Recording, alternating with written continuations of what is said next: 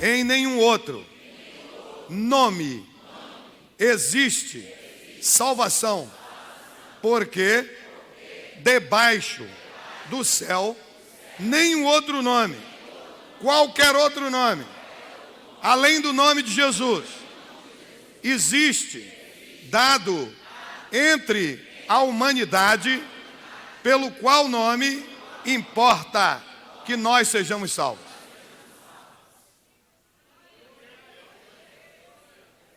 Vamos para a versão amplificada de J.B. Phillips, que diz assim: digam, em nenhum outro nome, além do nome de Jesus, existe salvação para a humanidade, porque também debaixo do céu nenhum outro nome, qualquer que fosse, além de Jesus, foi dado entre os homens, pelo qual nome importa que a humanidade deva ser salva. Bispo Átila Brandão vai falar sobre a exclusividade do Senhor Jesus no plano redentivo de Deus. Observe: e em nenhum outro nome, além do nome do Senhor e Rei Jesus, existe salvação para a humanidade. Então, se você tem algum nome na cabeça, que alguém lhe falou ou que disse, pode cortar isso em sua cabeça. Nenhum outro nome, qualquer que seja, fora, além do nome de Jesus, existe salvação para a humanidade. Uma muito antiga e badalada atriz de cinema na França, Brigitte Bardot, ela tem feito uma campanha mundial para salvar os cachorros. Então, no nome de Brigitte Bardot, a salvação para cachorro. Como você não é cachorro, é gente, só no nome de Jesus. Estão entendendo? Xuxa está fazendo uma campanha aí para que não destruam, não deixem se extinguir o mico-leão. Se você não é mico-leão, Xuxa não pode lhe salvar, nem evitar a sua extinção. Se você é gente, então só Jesus. O que o texto está dizendo é que pode haver qualquer pessoa no planeta chamado Terra, o planeta azul, que possa redimir, possa salvar, possa proteger, possa evitar a destruição, a extinção de qualquer coisa neste mundo. Mas só Jesus pode impedir ou evitar que você tenha o seu espírito imortal destruído por toda a eternidade nos infernos. Só Ele. Não existe mais ninguém. Está entendendo o que é que o texto está dizendo? Ou você creia ou não creia, ou você acredite ou você não acredite, ou você não leve a Bíblia a sério, o problema é seu. Deus crê no que Ele está falando. E em nenhum outro nome existe salvação para a humanidade, além do nome de Jesus. Porque também debaixo do céu nenhum outro nome existe dado entre os homens, pelo qual importa que nós devamos ser salvos. E quando nós falamos no plano redentivo de Deus, nós estamos falando em redenção. Redimir significa pagar o preço de compra de alguém ao seu dono. Quando se fala em redenção, quando se fala em redimir, se fala que alguém vai chegar para o dono de um escravo. Tem muita gente que o dono ainda é Satanás. O dono é Lúcifer. São dono dessas vidas e dessas pessoas. Mas acontece que a Bíblia está dizendo ali que Jesus Cristo é a pessoa que pagou ao diabo o preço da liberdade dos seus ex-escravos. Já entenderam o que eu quero dizer? Uma pessoa entendeu. Eu vou explicar de maneira mais clara para vocês entenderem. Átila Brandão, que está aqui na sua frente falando, era escravo de Satanás. Eu vendi minha alma para ele, dei meu sangue para ele, fiz um pacto com ele, ele se tornou meu dono, assim como a maioria de vocês que estão aqui. Mesmo que você não tivesse exercitado essa ação de se vender, ou essa ação de fazer uma negociata, ou um negócio com ele, se você não serve a Deus, obrigatoriamente seu dono é o diabo. E não é Átila Brandão que está dizendo, é o bispo Jesus de Nazaré, em João 8,44, quando ele diz: vós tendes por pai ao diabo, e quereis satisfazer a sua vontade. Ele é mentiroso, pai da mentira, e é homicida desde o princípio, nunca se firmou na verdade. É Jesus quem está dizendo. Porque só existem dois reinos no mundo do espírito: o reino de Deus e o reino do diabo. E você vai dizer: mas eu sou de Deus. Eu sei, você pode dizer isso, mas pelo fato de você achar que alguma coisa é verdadeira, não significa que seja. Pelo fato de você entrar numa garagem, não quer dizer que você seja um automóvel. Então a maioria das pessoas diz assim: olha aqui, bispo, todo mundo é filho de Deus. É, você pode até dizer isso, mas o dono do mundo é Jesus. Ele disse: todo mundo é filho do diabo. Para ser filho de Deus, é necessário que você descubra que o dono do mundo, que é quem pode escolher quem é que vai ser filho de Deus e quem não vai ser, no momento que você escolhe que ele seja seu líder. Porque Deus não manda ninguém para o inferno, nem para o céu. O sujeito vai porque escolheu. Agora tem alguma coisa aí, que um dia vocês vão descobrir, que está encomendando para o céu e mandando para o inferno. Mas Deus não faz isso. É uma escolha.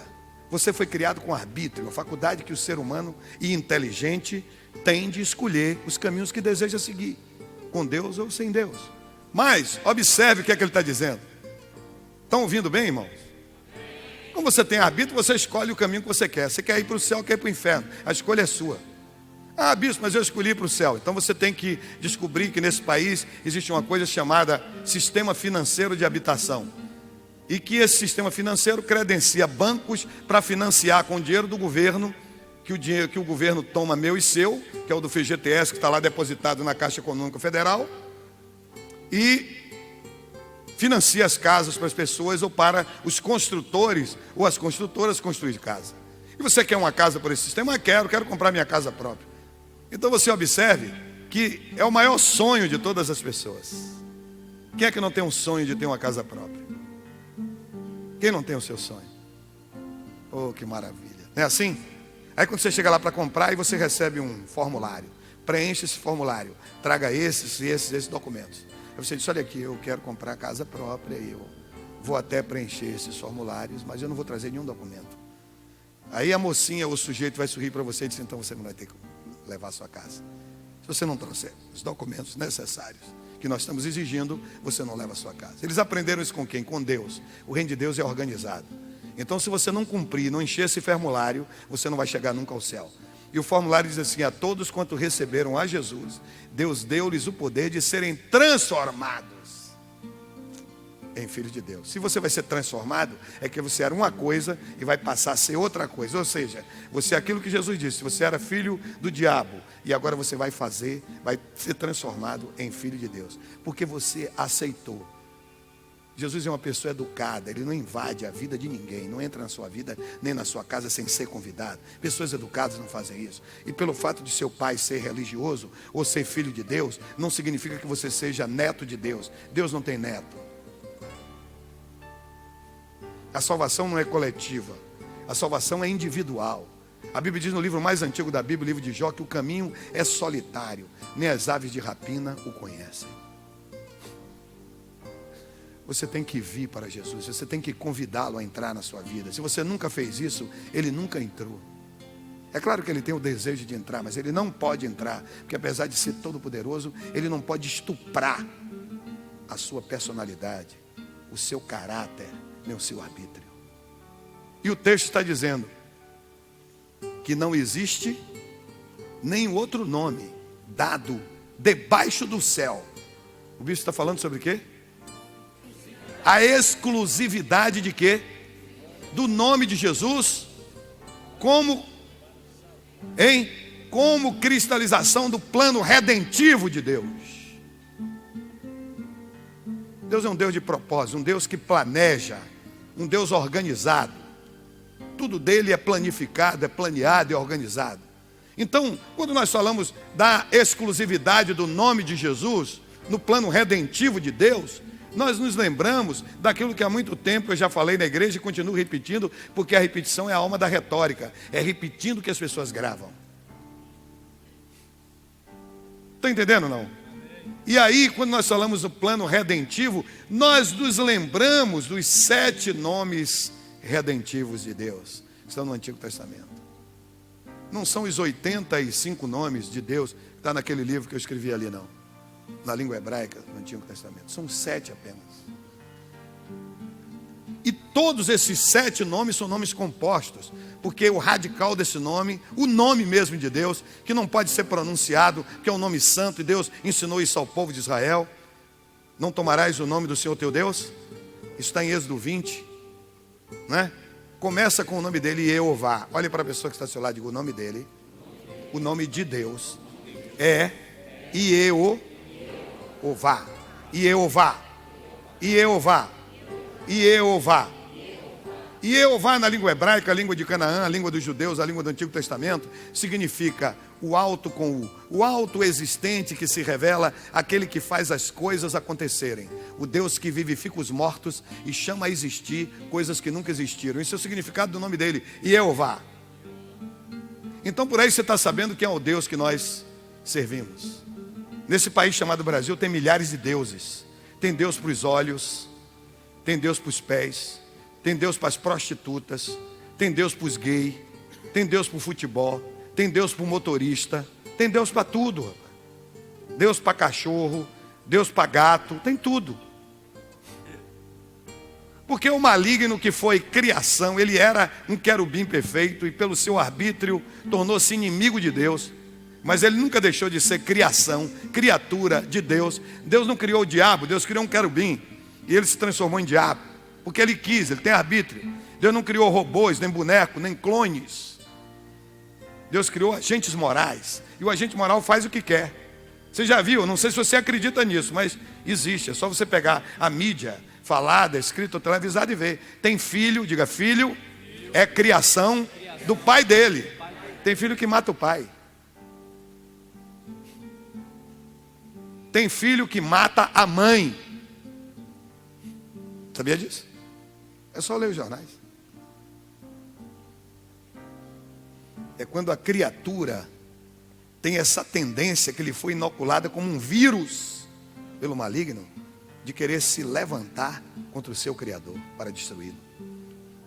Então nós vamos observar, como diz a palavra que prevalece, nos mostra, nos leciona, nos ensina, esses 7 nomes redentivos, começando pelo radical, pelo prenome Jeová. O alto com o alto existente significa aquele que existe por ele mesmo. Ele é o criador incriado, ninguém criou Deus. Que se revela. Que coisa maravilhosa. Um Deus todo poderoso, Senhor dos céus, da terra, dos mares e de todos os lugares. Mas nessa terra que nós vivemos, alguns anos atrás, não tem muitos anos assim, uma pessoa jovem, chamado Antônio Frederico dos Guimarães, de Castro Alves, um dos seus magistrais poemas, ele fala sobre isso. Ele diz: ó Deus, onde estás que não respondes? Em que mundo, em que estrela te escondes, embuçado nos céus? Ele sabia de Elmis da terra. Há 2000 anos te mandei meu grito, que até hoje sem parar corre o infinito. Aonde estás? Aonde estás, Senhor Deus? Eu gostaria de viver no mesmo tempo de Castro Alves para dizê-lo: Castro Alves, ele está mais perto de você do que o ar que você respira. Mas é um dos nomes, Elmistater, o Deus que se esconde, o Deus que se embuça. Mas ele está dizendo que no próprio prenome dele, que ele é o alto existente que se revela.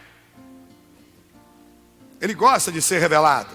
Ele gosta de ser conhecido e reconhecido. E daí, desse prenome partem os nomes compostos, chamados de nomes redentores ou redentivos de Deus. O primeiro desses nomes é Jeová Tisvaote, o Senhor das hostes, ou o Senhor dos exércitos. O outro nome redentivo, dos 7 nomes redentivos, o segundo é Jeová Nissi. Jeová Nissi, que é traduzido como: o Senhor é a nossa bandeira, o nosso estandarte. Não tem nada a ver com bandeira daquilo ali, irmão. Olha. Ali está Israel Degel. Bandeira em hebraico é Degel. Não é aquilo ali. Ele está falando em si como bandeira, como a minha redoma, a minha proteção, aquilo que está me envolvendo, me protegendo, meu guardião, minha guarda. Jeová Nissi.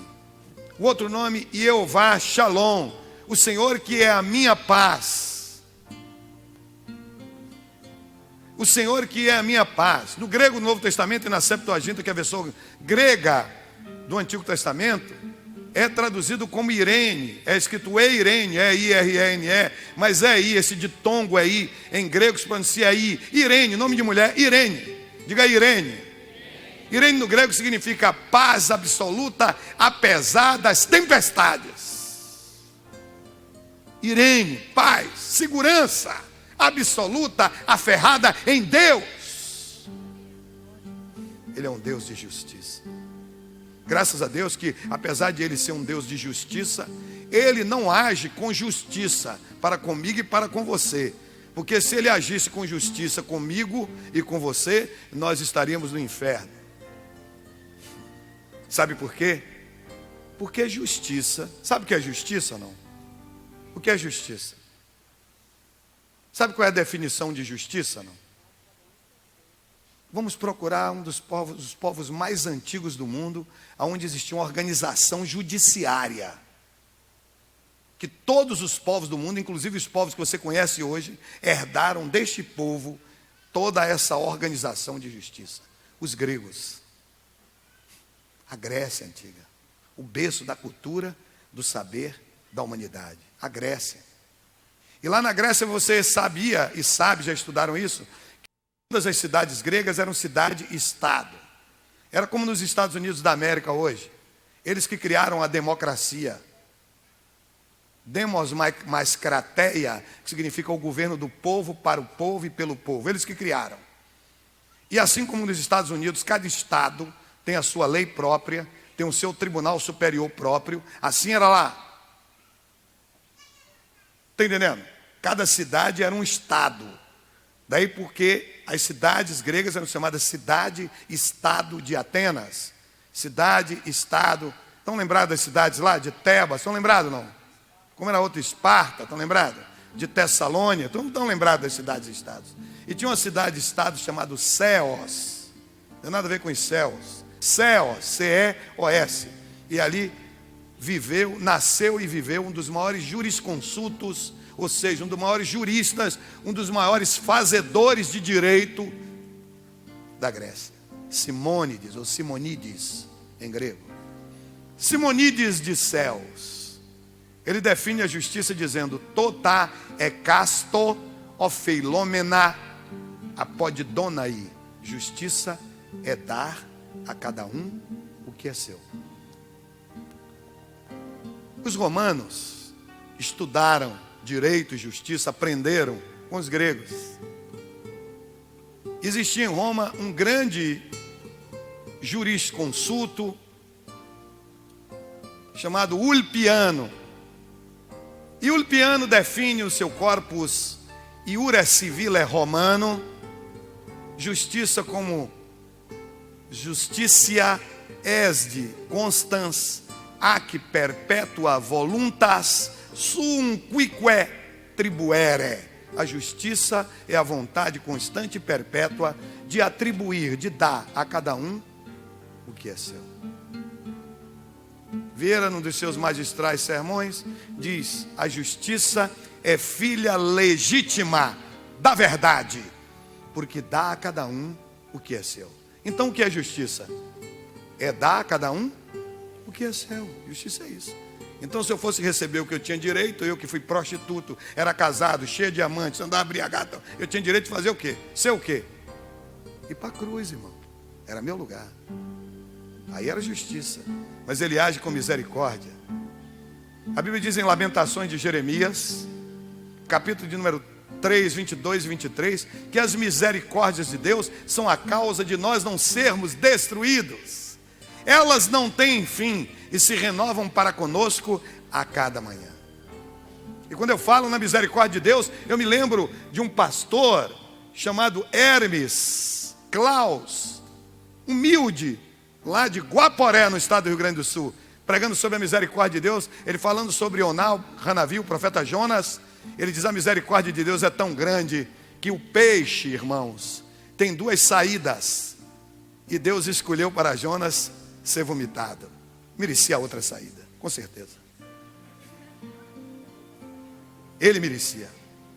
A misericórdia é assim. Olhe para a pessoa do seu lado e diga, que está do seu lado, diga: entendeu, irmão? Entendeu, irmã? Misericórdia significa Deus colocando o coração de Deus na miséria do homem. Entendeu agora? Misericórdia significa dar a cada um o que ele necessita, o que ele precisa. Deus não age comigo e com você com justiça. Ele age com misericórdia. O outro nome dele é Iovê, diga Jeová, Rofê, Ahá. Não sei se vocês já ouviram, tem muitas músicas aí que chamam Jeová Rafá. Jeová, a palavra Rafá em hebraico é o passado. Passado, pretérito, significa passado. Está entendendo? Quando você conjuga o verbo no pretérito, você está conjugando no passado. Jeová Rafá significa o Deus que curou. No presente é Roferá. E Jeová Roferá, o Deus que cura, o Deus que sana, o Deus que sara. Que coisa maravilhosa, meu Deus. Sou apaixonado por esse Deus. O outro nome redentivo, Jeová chamar, o Senhor que está presente. Diga: Jeová chamar, o Senhor que está presente. Aqui na Bahia tem um deuses que, se você quiser falar com ele, você tem que sair do ponto. Se estiver aqui no Itaigara, você tem que ir de carro ou de ônibus lá para Itapajipe para procurar ele. Mas o Deus a quem nós servimos é o Senhor que está presente. Ele está mais perto de mim, de você, do que o ar que nós respiramos. Ele é um Deus especial, sabe por quê? Porque esse Deus que eu acabei de falar, você precisa ir lá para falar com ele, onde é que ele está. Ele, para vir aqui onde eu estou, alguém vai ter que botar ele nas costas e carregar. E alguém gritava: tenha cuidado com o andor, que o santo é de barro. Mas nós estamos falando naquele que te carrega sem ser carregado, aquele que te leva sem ser levado, e aquele que te conduz sem ser conduzido. Não é criação de homem, é o Criador.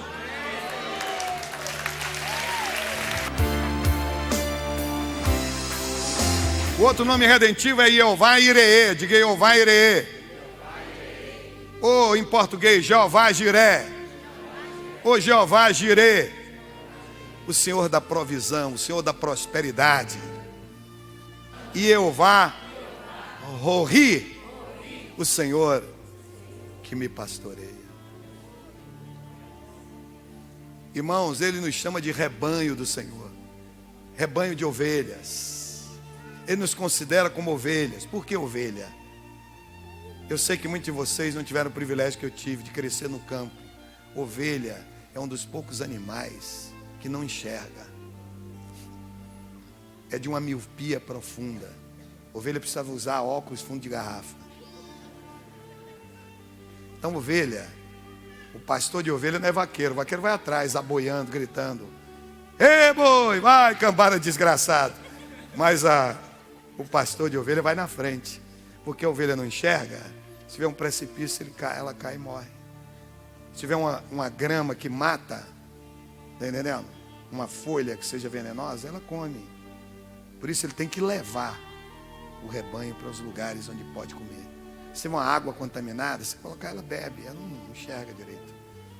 Então, essa palavra rori, que na Septuaginta, na versão grega do Antigo Testamento, isso é uma poesia, um poema, escrito por um grande poeta, um grande cantor em Israel, chamado David Hameler, o grande rei Davi do Salmo 91. E ele começa o seu poema dizendo: Yehová rori lo ersar. O Senhor é o meu pastor, nada me faltará. E quando falamos nesses 7 nomes redentivos, olhe para a pessoa do seu lado e diga: você entendeu isso? Esses 7 nomes redentivos se encarnam, se incorporam, se cristalizam, se materializam na pessoa bendita do nosso Senhor e Rei Jesus. Quem surgiu primeiro, igreja? Deus ou o diabo? Igreja, quem surgiu primeiro, Deus ou o diabo? Acabei de falar isso. Que Deus criou um querubim e ele, utilizando o seu arbítrio, transformou em diabo. No grego, a palavra diabolos. Diabolos é uma palavra grega. Diabolos, no grego, significa aquele que lança, que joga um irmão contra o outro irmão. Então, se você está brigado com seu irmão, você está com o diabo no seu corpo. Já disse isso para você, que quem surgiu primeiro foi Deus, porque ele criou um querubim, e esse querubim, usando o seu arbítrio, ele tornou-se inimigo de Deus, porque resolveu preferir-se do que a Deus. E a partir daquele momento, ele inoculou na humanidade sem Deus, ou melhor, em cada ser humano dissociado, desligado de Deus, a falsa ideia de suficiência do homem. Ou seja, o homem, criação de Deus, pode viver sem a necessária participação do Criador para a solução de cada um dos seus problemas. Isso é Lúcifer que criou, que inventou. Agora vamos ver o que é que Deus pensa sobre isso. Deus mesmo responde na sua carta aos homens, que é a Bíblia Sagrada, em 1 de Pedro 1, 20 e 21. Nenhuma profecia é de particular interpretação, porque nenhuma parte da Bíblia foi escrita por homens, mas escrita pelo Espírito Santo, utilizando homens. Quando eu disse, olha, lembram-se de Pedro de Betsaida? O apóstolo São Pedro era analfabruto. Além de analfabeto, era um sujeito grosseiro, um bruto. Um brutamonte. Pedro era analfabeto. Pedro não sabia, analfabeto. Olhe para a pessoa do seu lado, irmão. Analfabeto não é um nome como Roberto. Às vezes a pessoa é um nome, né? Irmão analfabeto não é. Analfabeto significa uma pessoa que não sabe nem ler, nem escrever. Entendeu não? Analfabeto significa uma pessoa, analfabeta é uma pessoa que não sabe nem ler e nem sabe escrever. É uma pessoa que enxerga, mas é cego. Está entendendo? É cego. Eu conheço casos específicos disso. Sujeito que mora no Tororó, entrou no ônibus e foi parar lá em Cajazeira 7. Não sabe ler, o ônibus era a mesma cor, passou e... cego. Como dizia Rui Barbosa, aquele que não lê, mal ouve, mal fala e mal vê. Vendo a ousadia de Pedro e João, e informado de que eram homens sem letras e indotos, se maravilharam. E tinham conhecimento de que eles haviam estado com Jesus. Tem que ter estudado numa universidade para estar... Que era a universidade? A Universidade de Jesus. Eles não sabiam nem ler nem escrever. Está entendendo? Como é que este homem, Pedro de Betsaida, não sabia nem ler, nem sabia escrever? E quando você abre a Bíblia, tem 2 cartas escritas em grego por ele, que falava um dialeto aramaico. Dialeto de pescador. Nós vai, nós foi, nós terminou fundo. Eles falavam assim. Nós veio, Como é que esse homem que não sabia nem ler nem escrever, a língua que ele falava, que era um dialeto aramaico, que ele nem falava hebraico, e ele escreveu em grego, koiné, 2 cartas.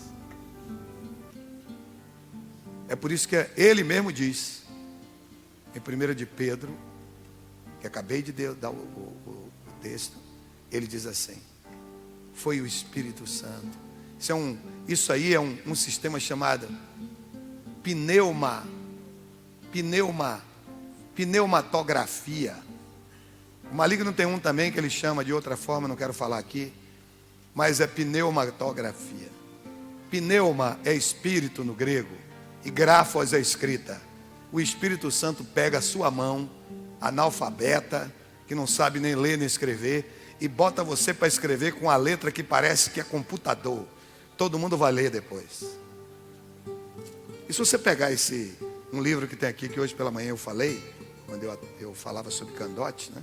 Esse Ennio Candote, eu falei nesse livro que é chamado A Cartilha do Novo Decidido, e tinha uma irmã que tinha esse livro aqui.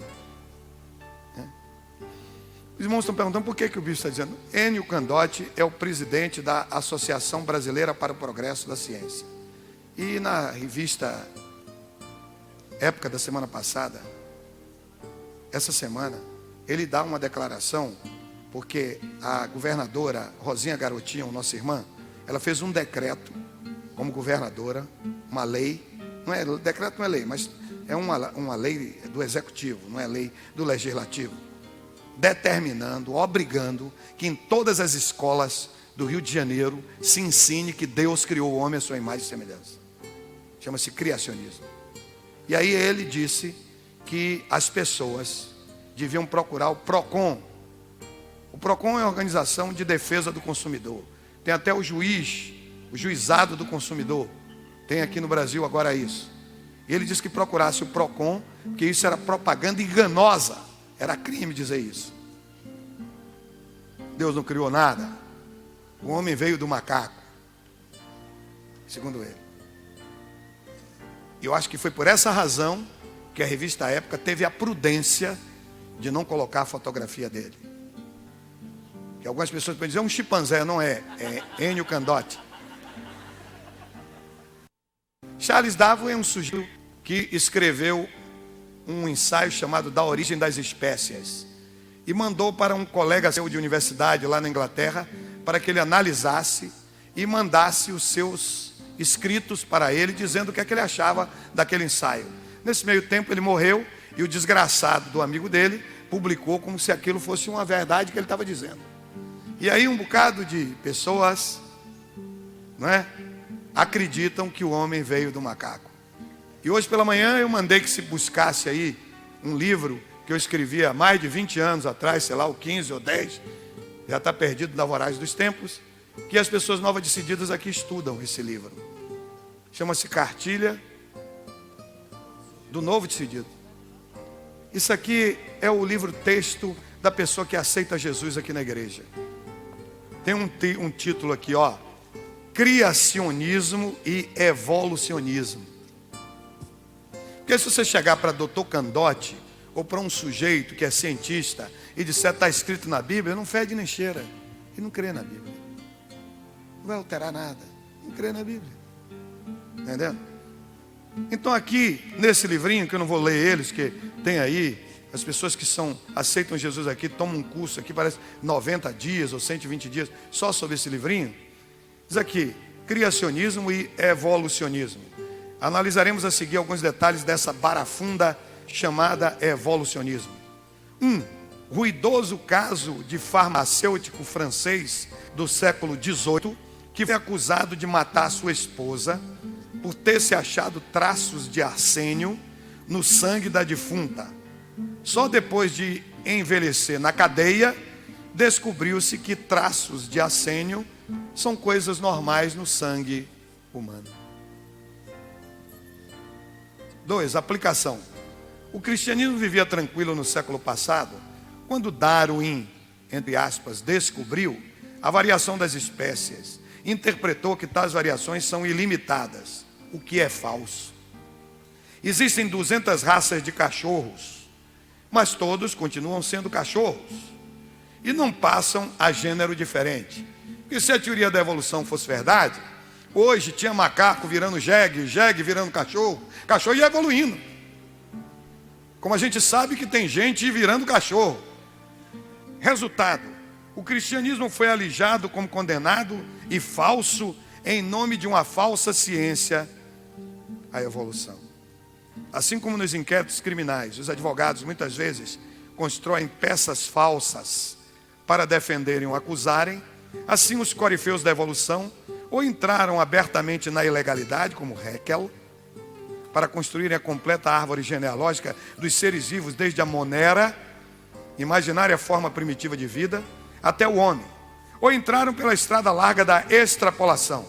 Aliás, Thomas Huxley, reputado o maior antropologista do século passado, segundo Haeckel, embalado nessa evidência, entre aspas, da árvore genealógica do homem, tornada já definitiva a palavra da ciência, descobriu, entre aspas, em dragagens profundas no mar, uma substância gelatinosa que seria a tal da monera, e comunicou ao mundo científico a famosa, entre aspas, descoberta, dando-lhe o pomposo nome de Bathybius Haeckel II, em homenagem ao idealizador do, entre aspas, fato científico, a origem espontânea da vida. O professor Sennett, evolucionista, confessa em tom de mofa que Haeckel não hesitava em inventar os tipos intermediários necessários a integrar o seu esquema geral e imaginário. Quanto a Huxley, confessou depois lamentar que muita gente que tenha tomado essa pequena coisa, o Bathybius Haeckel II, e transformado num grande assunto, quando depois você veio a ver que se tratava de um precipitado de sulfato de cálcio. Os caras que inventaram isso. Como você não tem tempo, eu falei hoje pela manhã, já viu o que é que as avezinhas fazem? Come a comidinha e vomita no bico dos filhotinhos. Então aqui já está tudo mastigadinho, eu estou vomitando no seu bico, não precisa você ir para lá, só ler o livrinho, vai ter tudo na mão. Está entendendo? Homem de Pitdown, fruto da falsificação de duas peças ósseas, um crânio de homem e uma mandíbula de macaco recente. Tudo preparado, limado, pintado, os dentes para dar impressão de antiguidade. Eis que o Dr. Dawson, médico apaixonado por Darwin, apresentou ao mundo como sua última e definitiva descoberta. Esta peça enganou a ciência antropológica mundial durante 40 anos, nos quais foram escritas mais de 500 teses de doutoramento, e ninguém descobriu tratar-se de mistificação. Eis a imagem real da lavagem cerebral do que se chama evolução. O cristianismo, depois do susto, se recompõe e se impõe cientificamente.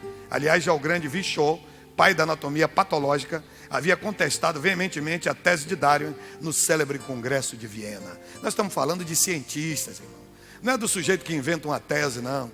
Eu, quando não era advogado crente, eu inventava jurisprudência, pintava os canecos. Ainda botava o nome do cara, ministro não sei qual, publicado na tal, o juiz não vai olhar?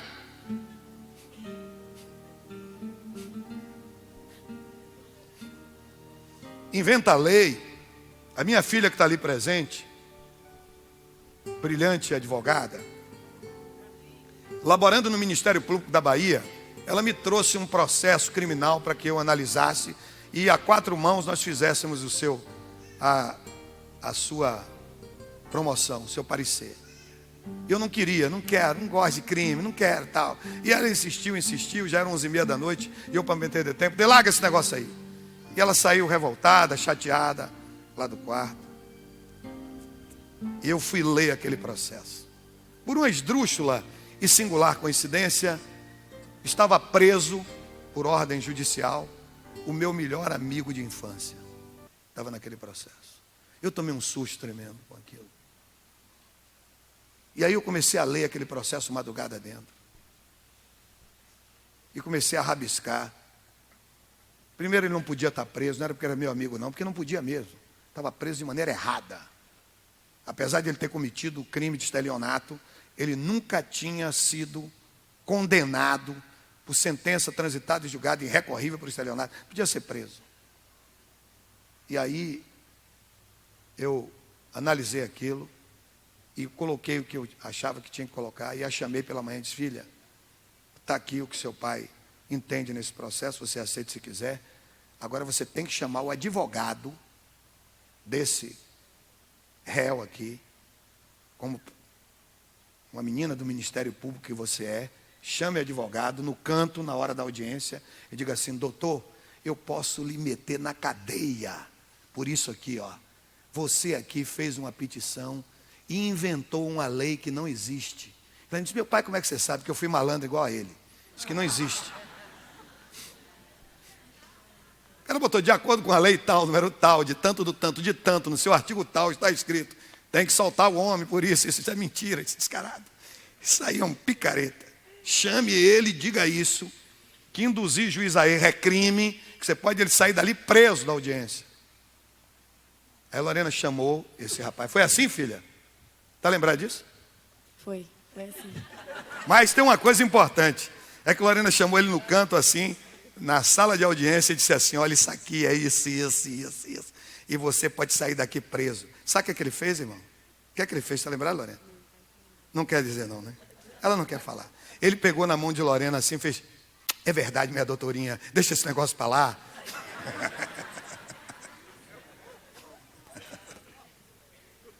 É a mesma coisa aqui. É a mesma coisa. E vai um cara desse que diz que é da sociedade, presidente da sociedade brasileira para o progresso da ciência. Que diabo de ciência tem neste país miserável de ladrões, de picaretas? Estão roubando o dinheiro para a promoção da ciência e embolsando. Estou falando de você não, Enzo. Você é um idiota. Veja o que dizem alguns cientistas sobre a criação e o evolucionismo. Viu, Enio? Dr. John R. Mayer, PhD em zoologia pela State University of Iowa, tendo servido durante 4 anos como pesquisador a nível pós-doutoral na Universidade de Colorado, no laboratório de pesquisa de problemas pulmonares e cardiovasculares na cidade de Denver. Dr. Meia é atualmente professor de biofísica e fisiologia na Escola de Medicina da Universidade de Louisville. Falando de cientista, dando nome aqui. Você escreve para lá pela internet, entra no site dele, conversa com ele em tempo real, não vou dizer o nome que eu não vou fazer propaganda de mensagem. Ainda que a teoria da evolução, olha o que ele diz: ainda que a teoria da evolução se encontre bem infiltrada nas ciências, é evidente que problemas sérios permanecem.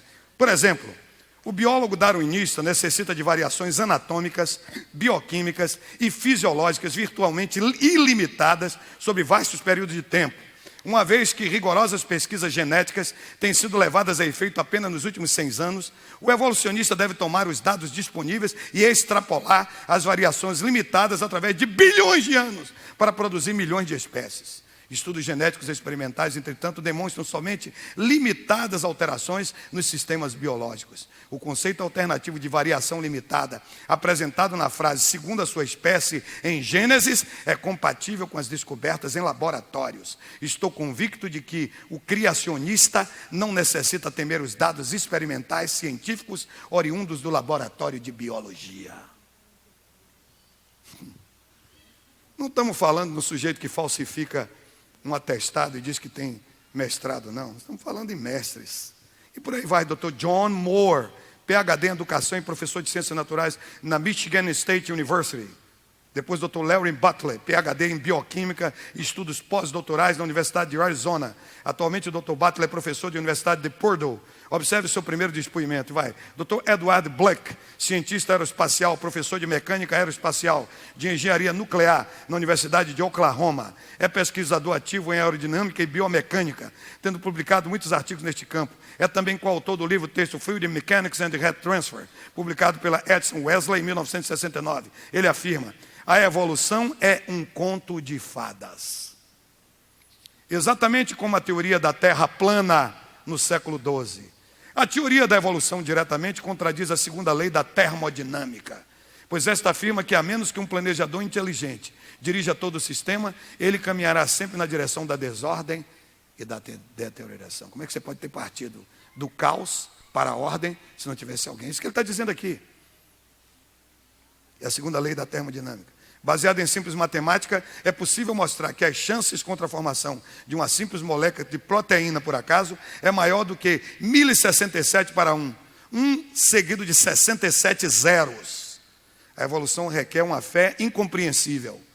O criacionismo bíblico é a única alternativa sensata. E como ciência, para ser ciência, tem que ser regida por leis e por princípios. Ciência é ciência, não é arte, é ciência. E a física é regida por várias leis. Existe uma lei de física que diz assim: o corpo maior atrai o corpo menor, na razão direta do volume das suas massas e na razão inversa do quadrado das distâncias. É lei. É física. É uma ciência exata. O homem mais sábio sobre a terra, Salomão, deduziu através da sua inteligência que a megacidade de Deus, a grandeza de Deus, é tão tremenda que nem a habitação dele, os céus, pode contê-lo. E a Bíblia diz que Jesus recebeu. Jesus não teve por usurpação, por roubo, não avançou ser igual a Deus, mas por herança ele recebeu de Deus a sua própria deidade.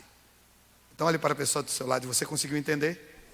Então diga: nem os céus, nem os céus dos céus podem conter a grandeza, a megacidade de Jesus Cristo. Por isso Jesus, falando para a multidão, ele diz: quando eu for levantado da terra, falando da crucificação, a toda a humanidade eu atrairei a mim. Por quê? Só a física explica. Porque o corpo maior atrai o corpo menor, na razão direta do volume das suas massas e na razão inversa do quadrado das distâncias. É a física dizendo que Jesus é Deus.